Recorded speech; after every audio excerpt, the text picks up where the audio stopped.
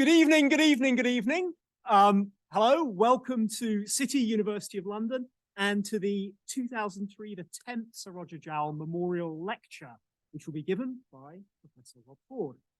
I'd like to thank everyone who is here in person for braving Storm Kieran. You don't look too wet, so well done on making it. And I'd like to thank everyone who is joining us on Zoom, online, for prompting the death of distance and the kind of the growth of hybrid events. So thank you to all of you for joining us today.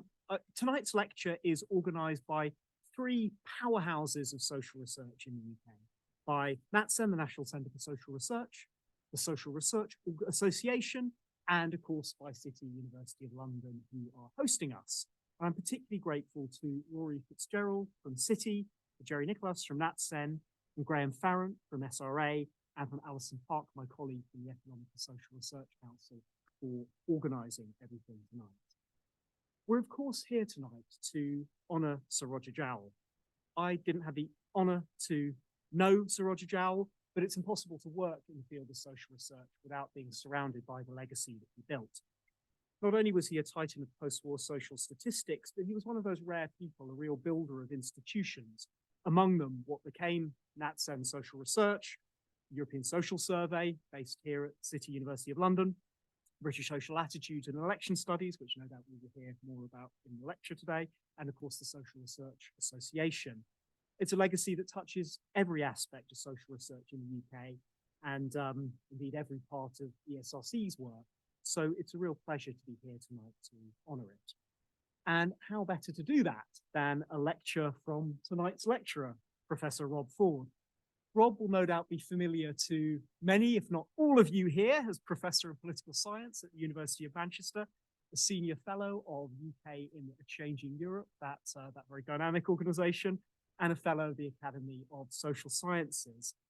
Rob's distinguished research covers a range of topics close to Sir Roger Jowell's heart, from immigration to identity, innovation on the brain, from immigration to identity, and from anti-racism to political choice. Rob is also deeply engaged with the world beyond the academy. He's the author of several award-winning and very readable books, which I commend to those of you who haven't read them, including Sex, Lies and the Ballot Box, Brexit Land, and Revolt on the Right. And Rob has worked with the BBC election analysis team for 18 years, is that right? Wow, goodness me. So I think, this is really admirable contribution, not just to social research, but to communicating that social research and making it. With that in mind, I will shortly hand over to Rob for his lecture. Just to let you know the running order for the rest of the evening, we're going to hear from Rob. There'll be time for question and answers, and we can have questions. If you're on Zoom, you can ask questions. We will ask them that way as well, or from people in the room. And then we will proceed downstairs, those of you who are in person. So with that in mind, I'd like you to join me in welcoming Professor Rob Ford.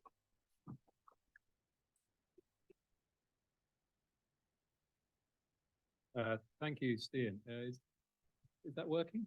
The microphone's working? Yeah, I can't tell from up here. Thank you for that wonderful introduction, and thank you to all of our illustrious hosts and hosts of this event for inviting me to give this lecture.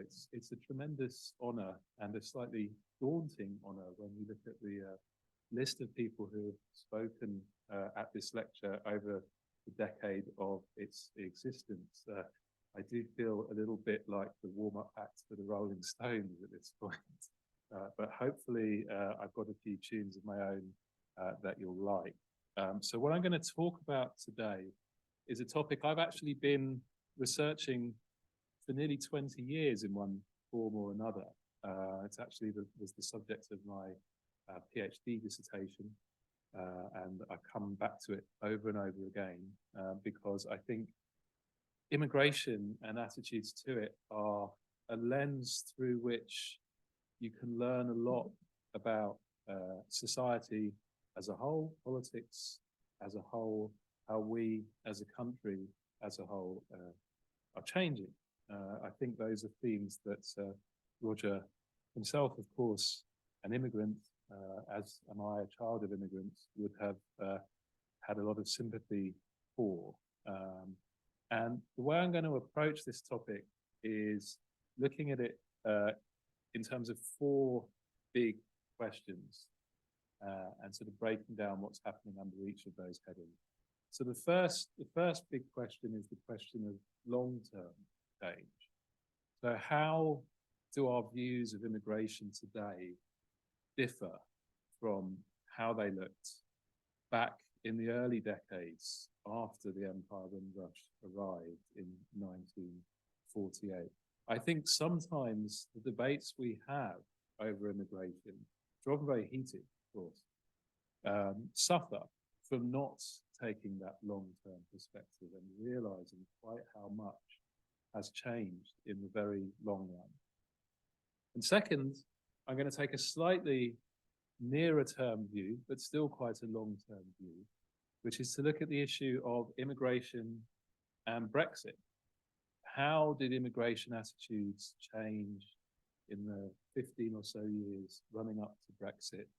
What impact did these changes have on the EU referendum and its aftermath? And then the third question follows quite logically from that one, which is what's happened since? In the 7 years since that fateful day in June 2016, how have attitudes on this issue that were so tied up with the EU referendum debate, how have they changed and with what effect? And then I'll finish by bringing us back to today. How do things look now? What may change next? What may be coming in the general election roughly a year from now? As Stian mentioned, general elections are another theme I spend a lot of time on, and I will light upon them at various points in this talk. Now, before I get underway with what I should warn you will be a great jamboree of graphs, I think I want to say a little bit about the man who made all the graphs possible, in a way, Roger Jowell. He has one of the most daunting CVs in all of social science. He founded the National Centre for Social Research just across the road from here. He was involved in essentially all of the big social survey projects that a political sociologist like me would use day to day: the British Election Study, the International Social Survey Programme, the British Social Attitude Surveys, the European Social Survey. These are the basic tools of social research, and they are so important to be able to look at how people are changing in their views on fundamental issues year after year, decade after decade. It gives you the tools to be able to say what is changing and what isn't changing. It gives you the tools to be able to contribute to often heated and often poorly informed political and social discussions. But those tools require huge effort, huge organizational effort. Roger isn't someone I knew very well either. I only met him a couple of times right at the beginning of my career, appropriately when I was trying for the first time in my career to devise survey questions of my own. I was working with Anthony Heath on a module of questions about immigration. And I remember being sat in the room as a young postdoctoral researcher, kind of terrified watching these two giants of the field argue about my question. In particular, what was the right set of response categories for this question? And Anthony was, you need 5. And Roger was like, no, 10 is better. 10-point scales are great. They're much more sensitive. You get much more information out of them. I did not contribute any kind of opinion to this discussion, but it may tell you something to know that in questions I've designed since, I tend to use 10-point scales quite a lot. So I think Roger possibly made a stronger case on that day. So virtually nothing of what you will see in the rest of this presentation would have been possible were it not for Roger Jowell. I would not be able to make this presentation. I would not have my PhD. Most of the things I've written would not have been writable in the form that I wrote them. But let's return to the matter at hand. Immigration in Britain post-war immigration in Britain, I should specify, because of course immigration in Britain is a story that you can trace all the way back to the Romans in one form or another, and before that as well. But the modern political and social story of immigration begins in 1948. Symbolically, it begins with the arrival of the Empire Windrush from Jamaica, with several hundred Jamaican migrants coming to work in Britain. And it also begins with a piece of legislation passed that same year, the British Nationality Act, which granted to all of the residents of the entire current and former British Empire, the Commonwealth and the imperial colonies, the right to live in Britain, work in Britain, vote in Britain without restriction. This was somewhere in the region of 600 million people who were thereby conferred full and unrestricted rights to come to Britain. Possibly, and this is often forgotten in what's happened since, one of the most liberal pieces of migration legislation ever passed by any government, although that was not the intent of those passing it. They mainly wanted to enable free movement within what they called the Anglosphere, Britain, Australia, Canada, New Zealand. No one involved in that debate. Randall Hansen, a great historian, actually went through the Hansard. No one mentioned the Caribbean. No one mentioned India or Pakistan or Africa. They didn't anticipate what was coming. And what came, as we can see from the second image here, is something that has transformed the country in all sorts of respects. As opposed to says Windrush, it runs through us. It's now part of our cultural, social, political DNA, the legacy of those decisions and the migration that followed. So this is where we start in terms of understanding the long-term trend. And because I'm a social scientist and not a mystery thriller writer, I'm giving you all the answers at the start, not holding you in suspense. Here are the 4 things I'm going to show you. Firstly, far fewer people now than then say immigration is too high, even though far more migrants arrive every year now than ever did in those earlier periods. Secondly, people discriminate much less between migrants based on where they have come from now than they did in the early decades after Windrush. Thirdly, the public are now much more positive about the economic and cultural impacts of immigration than they used to be.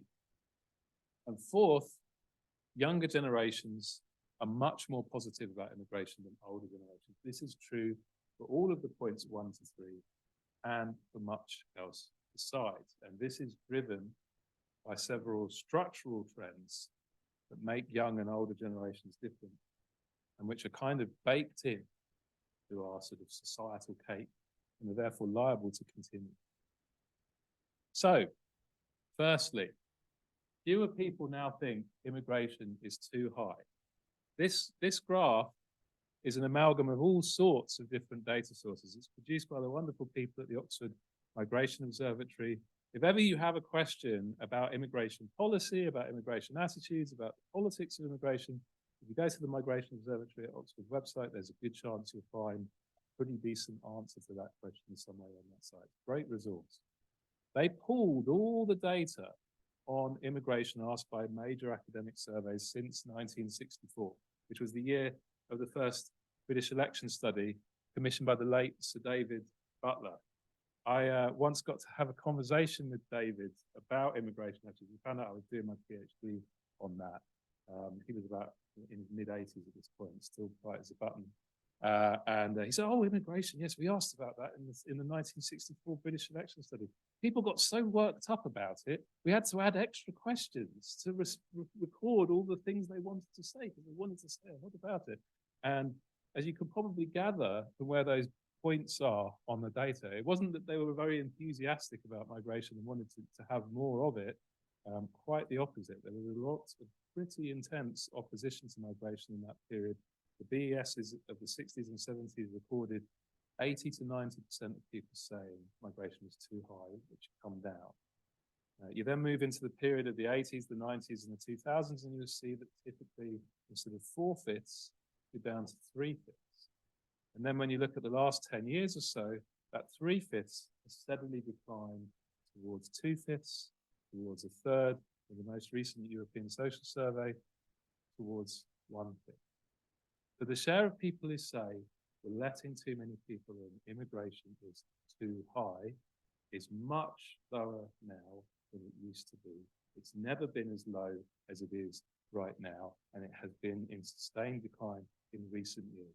Now, how many of you would have expected that to be the story if you'd have read most of the recent news reporting on immigration? Again, an illustration of the power of long-term social survey research. Our impressions are formed based on what's happening right now and based on relatively skewed little pieces of evidence. Big surveys over many years can give you a very different picture. And all of this has happened even though the actual trend in immigration numbers is in the opposite direction. Numbers of people coming into the country each year are much higher now than they used to be. This data only goes back to 1991. If you go back earlier with various sparser data sources, you'll see that this trend continues all the way back. So if you ask people, is immigration too high or too low? When it was low, they say it's too high. When it's high, they say it's fine. Two conclusions you can draw from that. One, something more fundamental may be going on in terms of immigration attitudes. Two, maybe that people aren't answering that question in a way that's actually much to do with immigration, in which case it may not be a very well designed social survey question because it seems to be one thing and it is in fact another thing.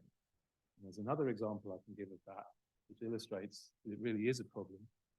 The Home Office actually commissioned a bunch of questions on the British Social Attitudes Survey in the 80s and 90s, which I'm going to come on to again in a second, that asked about migration from different regions of the world. And in the 1980s, they asked people, do you think immigration from the Caribbean is too high, too low, or about right? About 60 to 70% of people said it was too high. This was at a time when net migration to Britain from the Caribbean was negative. There were more people going to the Caribbean than coming from the Caribbean, but apparently this was too many people. More people needed to move to Barbados, perhaps, or something. One of the things Roger Jowell once said is, people are quite capable of saying one thing and doing another. Another way of putting it is, people are quite capable of answering a different question to the one that you put to them. You should never assume that the question is necessarily being answered in the way that the wording suggests it will be. I think a better way of understanding this trend is to realize that this is about, is immigration a good thing or a bad thing? If you ask people if crime is too high, people who think crime is a bad thing will always say crime is too high because when there's some of it, that's always worse than having none of it. So it's always too high, unless there's none at all. People who think that immigration is a bad thing for society will say immigration is too high, regardless of what the level of immigration actually is, because the level of immigration is not actually what they're basing their answer on. And that brings me on to the second big long trend. If we go back to 1967, we find one of the very first survey experiments ever conducted. I don't think Gallup would have called it this, but that's what it essentially was. They ran a poll and they split the poll in half. And they asked half of the people, do you think on the whole this country has benefited or been harmed through immigrants coming to settle here from the Commonwealth? And by this point in the immigration story, the public pretty universally understood the Commonwealth to mean what was called in politics then the new Commonwealth, the non-white Commonwealth, essentially, Caribbean, the Asian subcontinent. The second half of the survey got exactly the same question, but they were asked about Ireland, which was, of course, a major source of migration in this period. That's a bigger source of migration in 1967, for example, than the Commonwealth was. And what you find is a huge gap that is essentially a racial gap. So more than half of people say immigration from Ireland is either beneficial or makes no difference, whereas 60% of people say that migration from the Commonwealth is harmful. Random split, nothing else changed except just that one word about the origin region. So from this, we can say with a good deal of confidence that that difference is down to the difference in the origin region. And it can't be the numbers either, because as I mentioned, the numbers are bigger from Ireland. Now, this is the experiment I was discussing with Roger Jowell all those years ago. I ran an experiment in 2011 when I asked people, I'm going to ask you about some groups of migrants who might want to come and settle in Britain, and I'd like you to say whether you think accepting these migrants would be a good thing or a bad thing for Britain. And I randomly varied what I said they were doing, what sort of jobs they were doing, professionals or unskilled labourers, and where they were coming from. Were they coming from Poland or from Pakistan? And what you can see here, in comparison to the previous graph, is that the origin makes much less difference. In fact, statistically speaking, the difference on the professional side is indiscernible from zero. Didn't move people at all.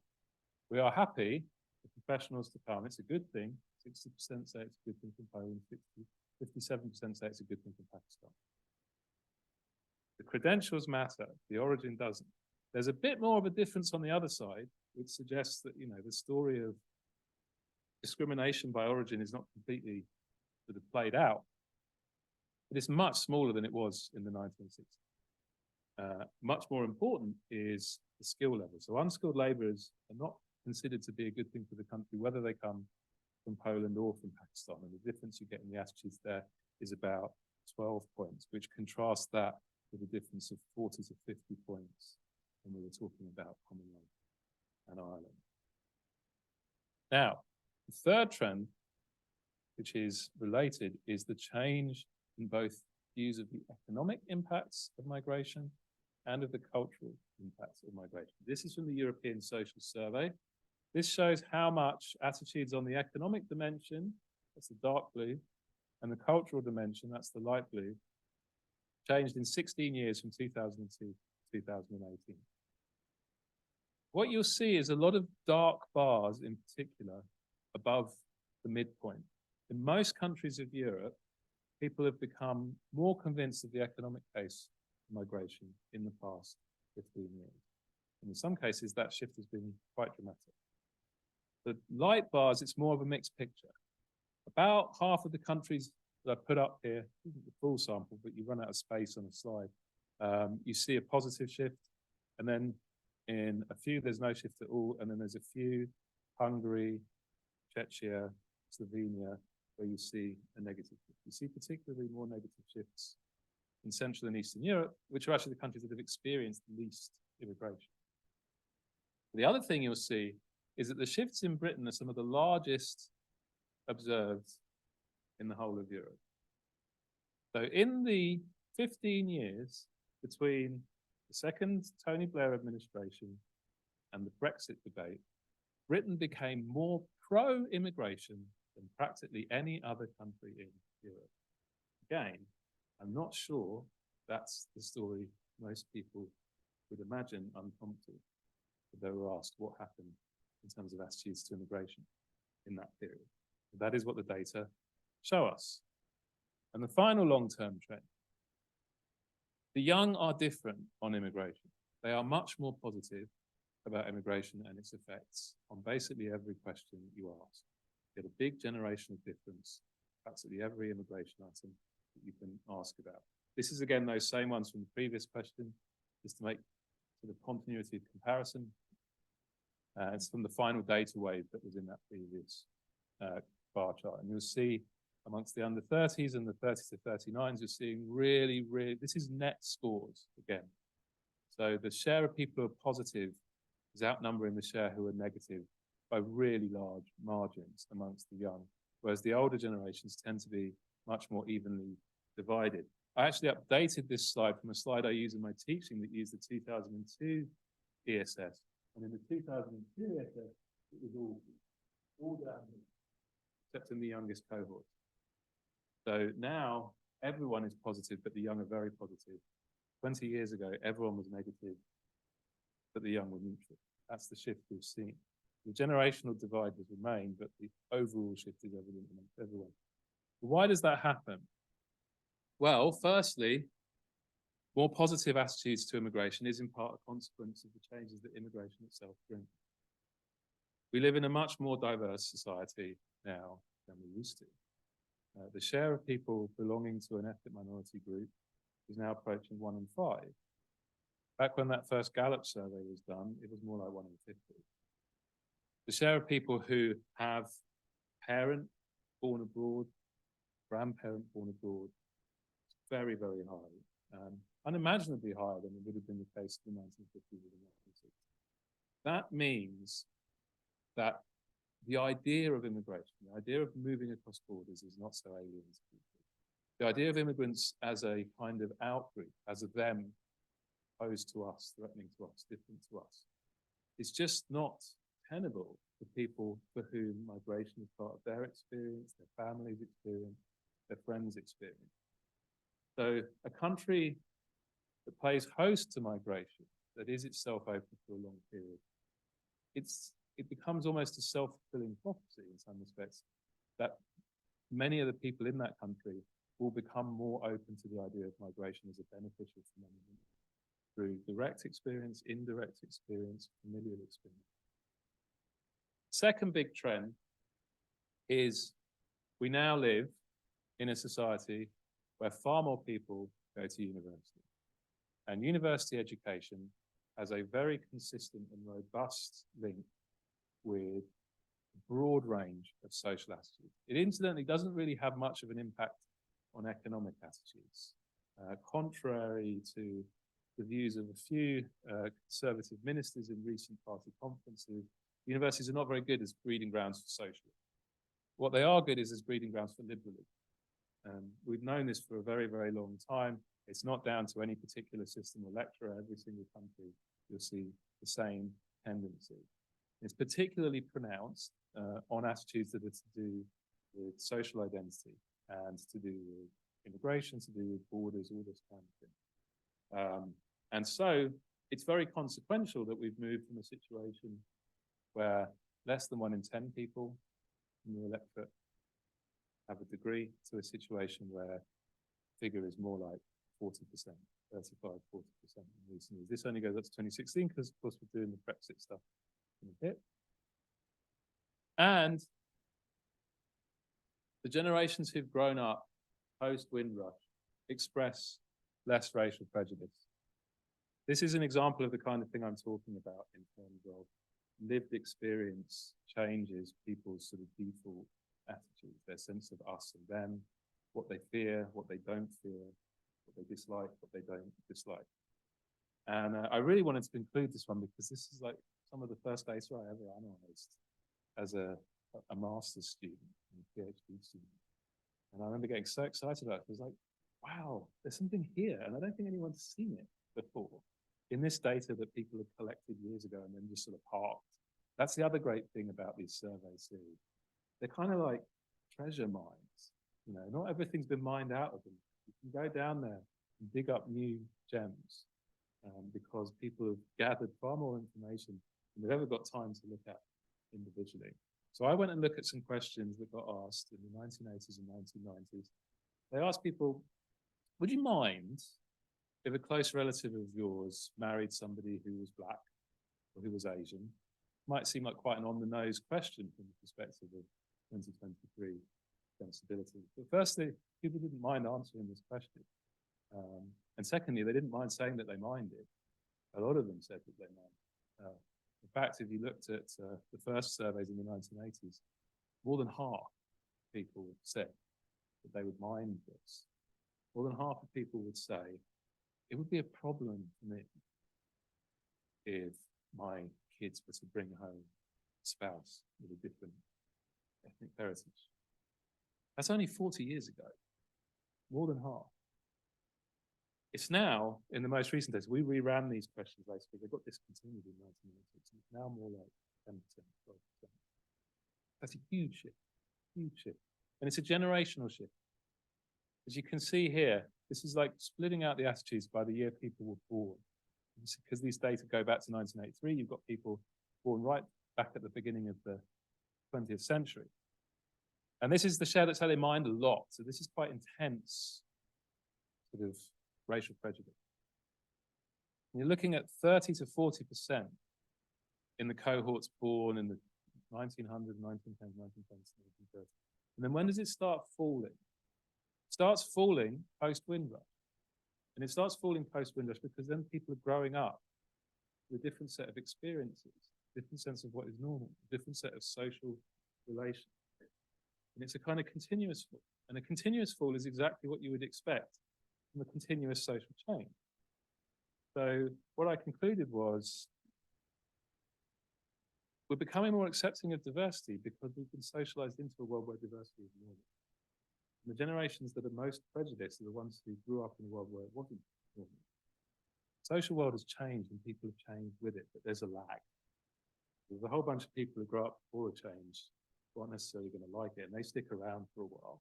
There's a theme I come back to in my work, because I think generational changes, they often are underestimated, both in terms of their importance and in terms of their momentum. It takes a long time for generational change to work through a country, but once it gets going, it's going to keep having an impact over and over for a long period.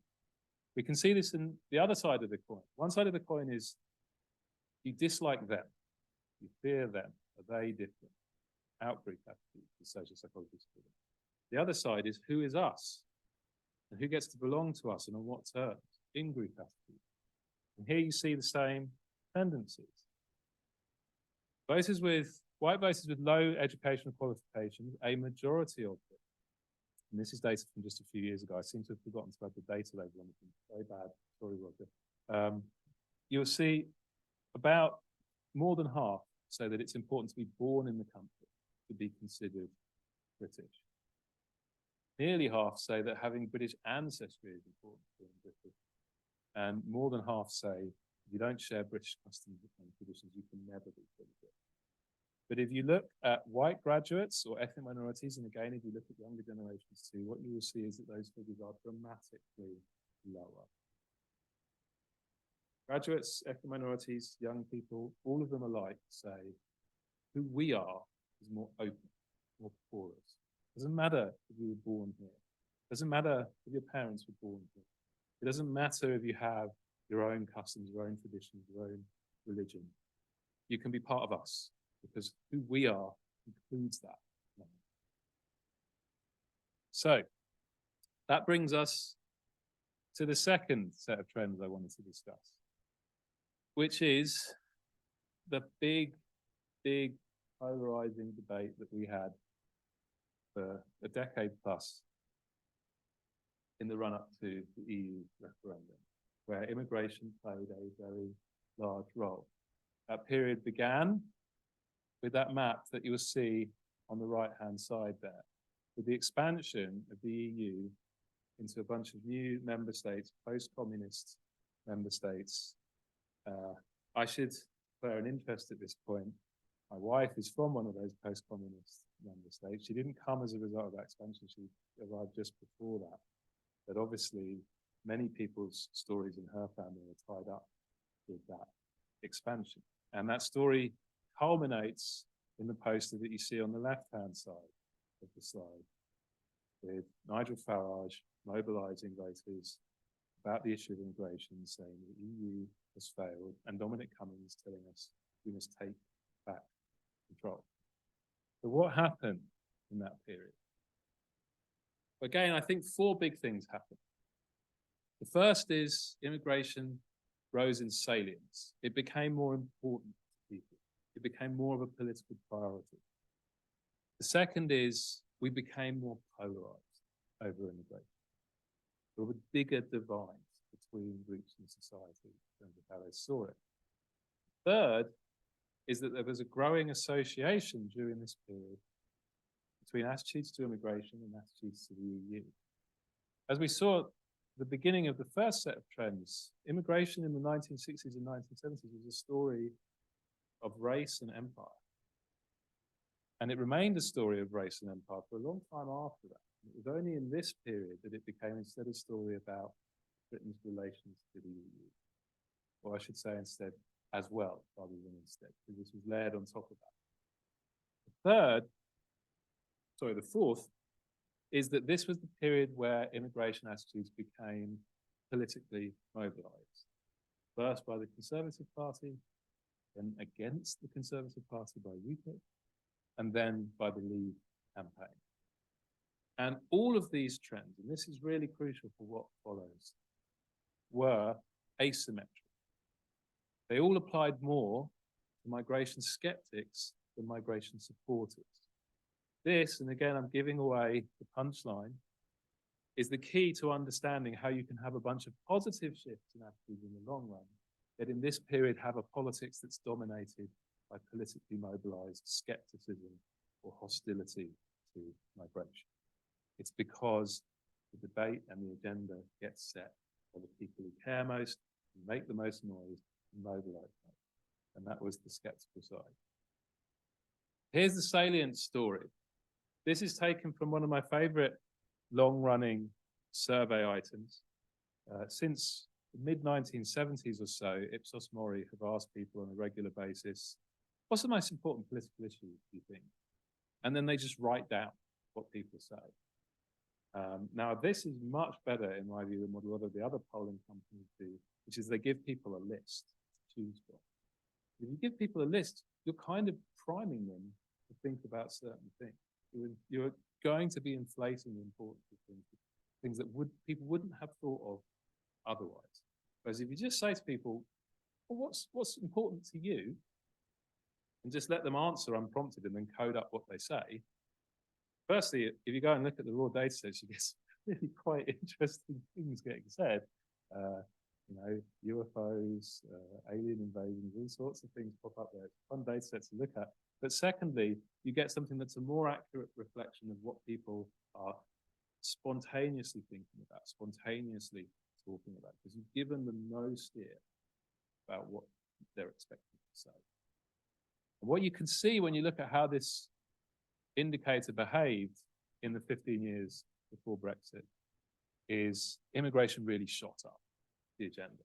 If I was to extend that line back past 1997, all the way back to the 1970s, it's basically flat at nearly zero, all the way back to the 1970s, with only a couple of very brief spikes. You had a spike around asylum seekers from former Yugoslavia in 1991, a couple of other spikes, but very little activity.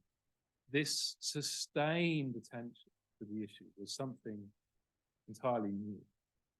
And we're talking very high levels of attention. A quarter, a third, 40% of people saying off the top of their heads, immigrate.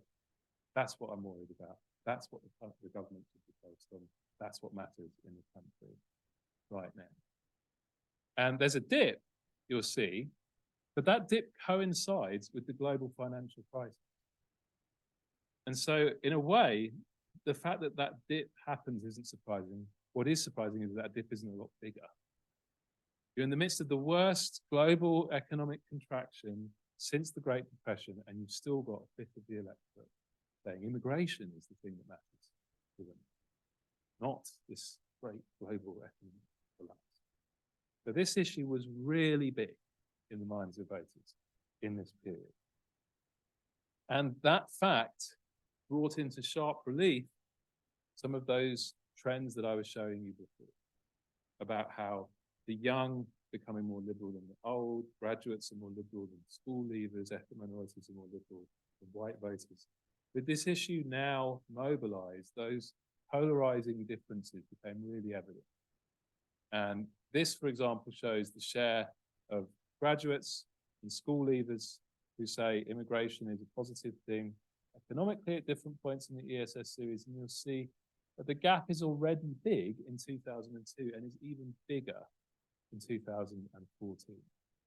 You've got one group where a majority say it's good, and you've got another group where a majority say it's bad.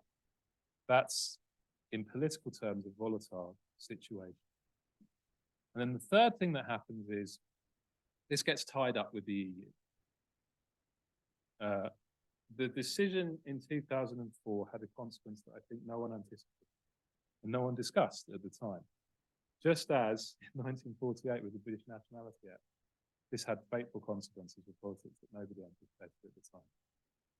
Nobody thought that this could become some sort of mobilizing tool to enable organized campaigns against the EU on the scale that we saw in the years after. It literally didn't enter the discussion when Labour were making this decision in 2004. In fact, the notion that we would end up having a debate about whether we should stay in or not didn't enter into the discussion at that point. This graph, incidentally, shows you the difference in the share of people who say that they, it shows the statistical relationship between people's views of the EU and their views about immigration. And as you'll see, this is from stuff that Jeffrey Evans and John Mellon did a few years ago. That relationship, it was there even in 2004, but it was pretty weak. And then it gets steadily stronger and stronger and stronger. The strongest this can go is 1, and you'll see that the scale goes 0.4 to 0.8, and it's above 0.8 at the end. By 2015, 2016, you could know what people thought about the EU by asking them about immigration, and to some extent also vice versa. The two had become fused in the minds of the electorate. And the final thing that happened is political mobilization. And this is a story with a few parts, so I've just got to unpack these. Firstly, you have a situation in 2005 and 2010 where voters rate Labour very, very negatively on immigration and rate the Conservatives very positively on immigration.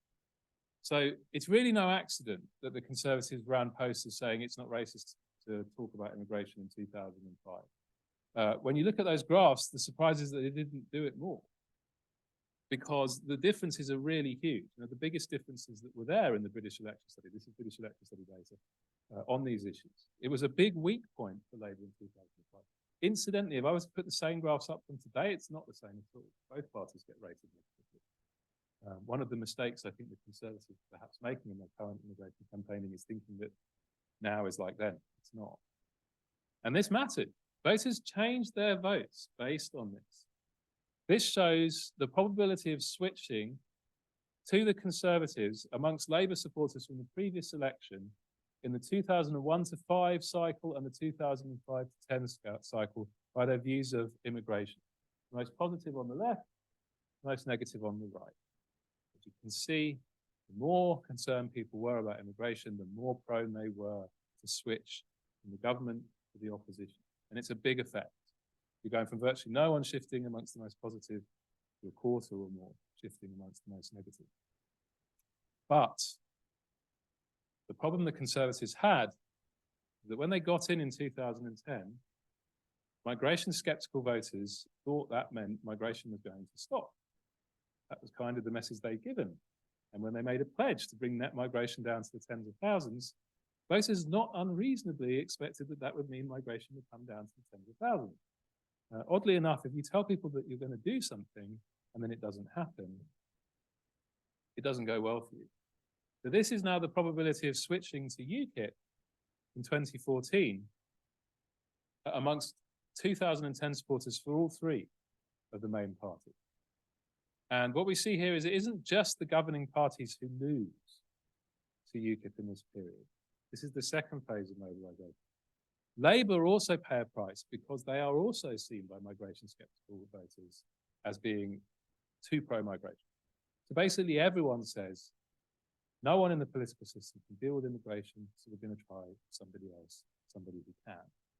And that somebody else is the guy who was on that first slide from this set, Nigel Farage. You get a big surge in support for UKIP.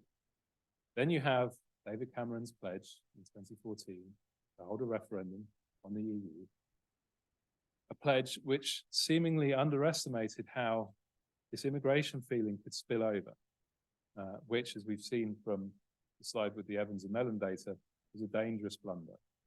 Because when we get to the EU referendum, we get an even stronger relationship between views of immigration and vote choices than we see in the earlier general election.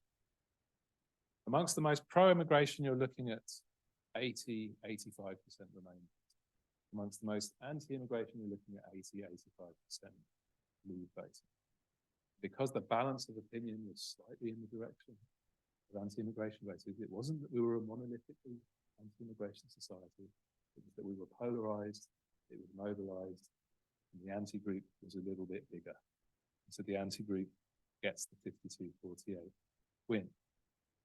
And that's a really important thing to bear in mind, because one of the lessons people drew from this is that this was a country that was anti-migration and becoming more so. This was not the case. this was a country that was pro-migration and becoming more. But the anti-migration side was much more politically mobilized.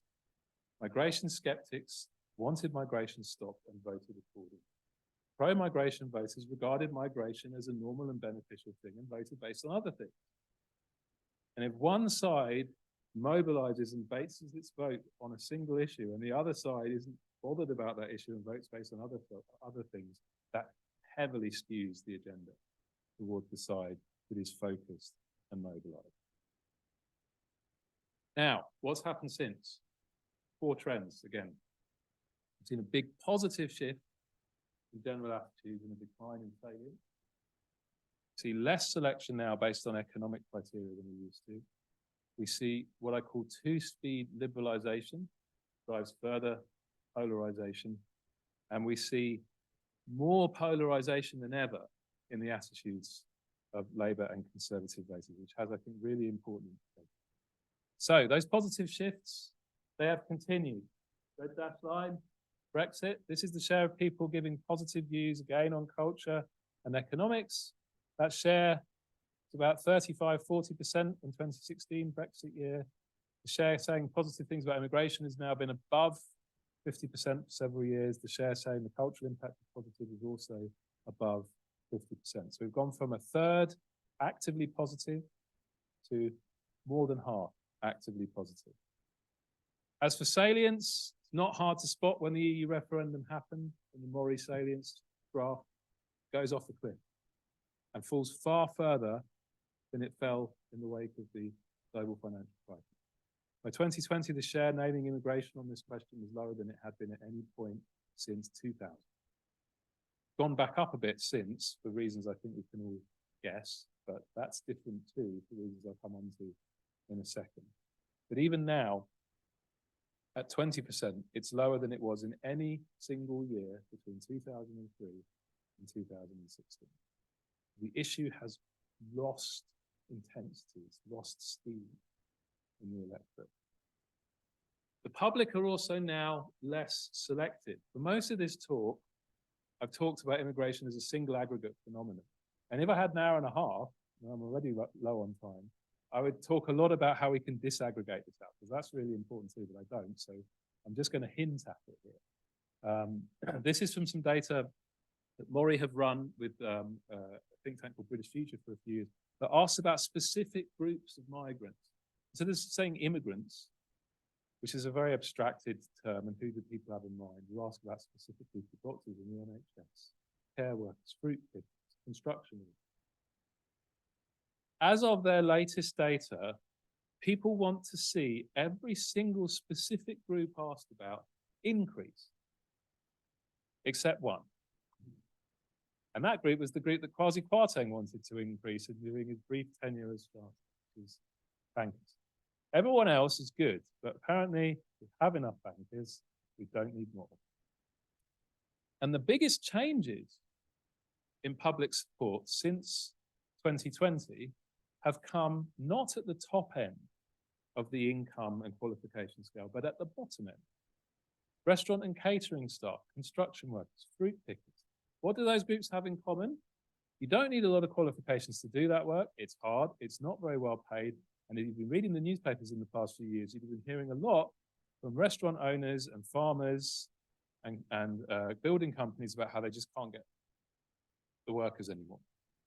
The public, it seems, have noticed and responded, because now they are much more positive about those groups than they used to be. However, you remember I mentioned that polarization was a big part of the story in the run-up to Brexit. That has continued and strengthened, but it's strengthened for a reason that I think is underappreciated. Everybody is moving in the same direction. Everybody is tending to get more liberal on it, but they're going at different speeds. And if you're going down the M6 at 40 miles an hour, and I'm going down the M6 at 80 miles an hour, I'm going to get to the services before you. And over time, the gap between us is going to get larger, even though we're both moving in the same direction. I can't claim the credit for the phrase two-speed liberalisation. Mark Pack, who's a Lib Dem polling nerd, suggested that to me, but it's absolutely right. Everyone is moving in a liberal direction, but they're moving at different speeds. And the consequence of that is that the gap between groups is getting bigger, even as the overall pattern of attitudes is moving in a liberal direction. And finally, politics. Immigration has been a really strong predictor of the shifts in support for the Conservatives and Labour over the past two general elections. The share of voters who have the most negative views about immigration who support the Conservatives has gone up by 36 percentage points between those two elections, while the Labour vote has dropped by 14. The difference, you may be able to guess, comes from UKIP in particular. Conservatives have completely consumed the UKIP vote, but also taken a big chunk of the migration sceptical electorate out of the Labour coalition, the Lib Dem coalition as well. Whereas at the positive end of the spectrum, you'll see there has actually been a net swing away from the Conservatives and towards Labour.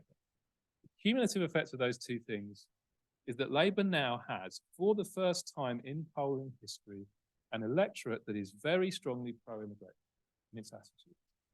70% plus of Labour supporters have pro-migration views.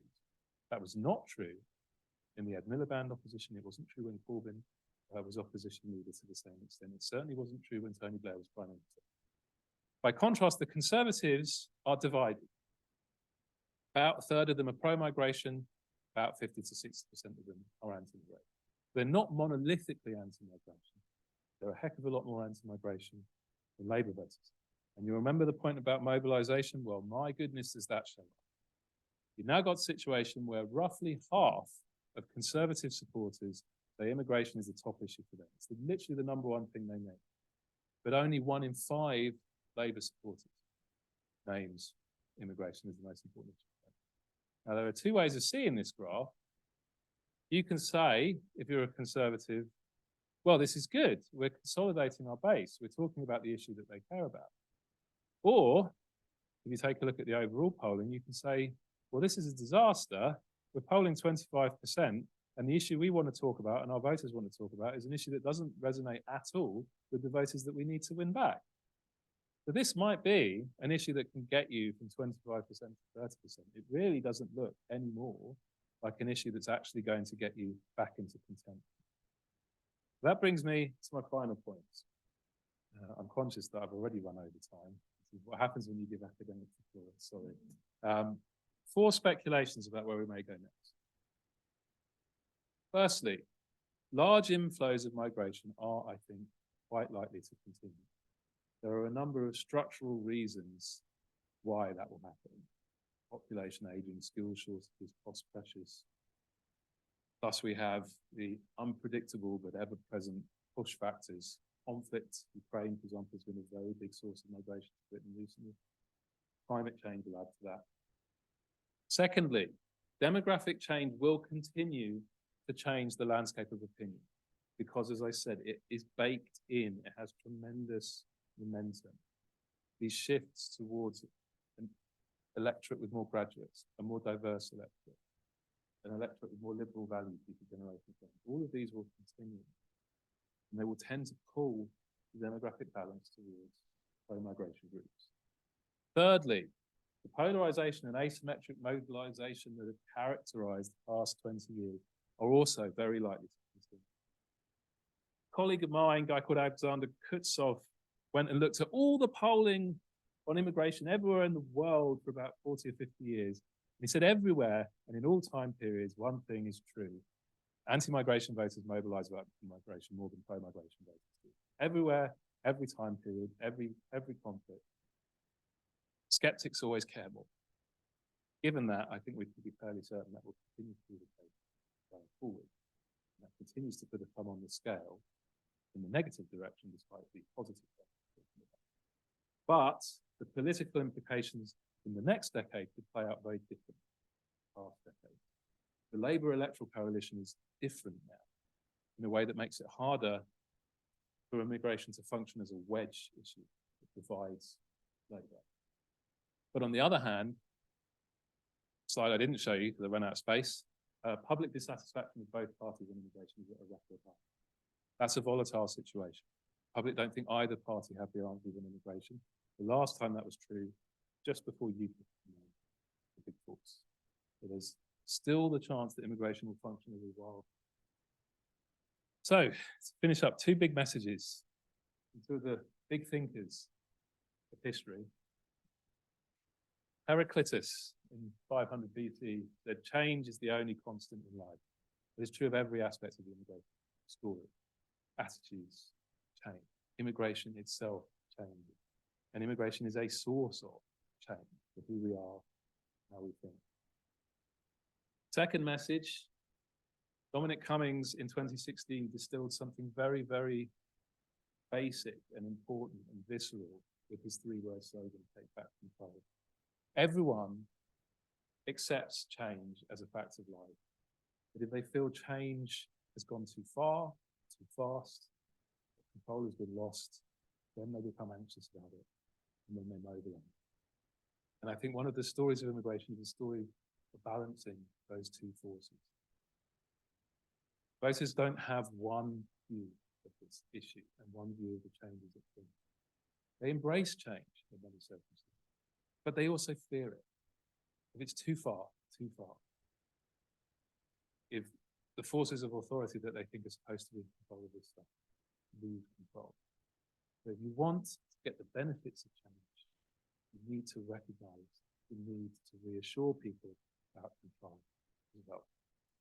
And I'll stop there, but just with a quick picture to remind everybody in the room of a message I think Roger knew very, very well, that this is a story I've told, but it's a story I couldn't have told without a very large supporting cast of colleagues.